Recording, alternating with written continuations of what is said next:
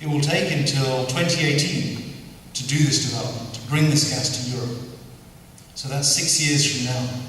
And what Erin and I have been doing over the past 3 years together is working out how we're going to develop this field and how we're going to build these pipelines in order to make Azerbaijan and Europe more independent, richer, and more successful.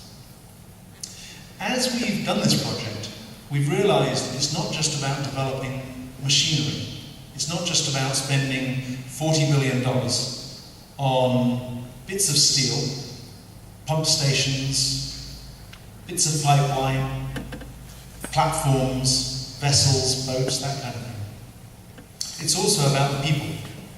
First and foremost, we'll be creating a lot of jobs in that part of the world. We'll be creating about 10,000 jobs in Azerbaijan, and then another 10,000 in all these countries that depend on the pipelines and where we'll build the pipelines across their countries. And a little bit like in the United States, these countries have had a very, very tough few years as a result of the recession, the economic recession they've been through. So just like in the United States, there have been troubled economic times. People have lost their jobs, so people want to see new jobs come in.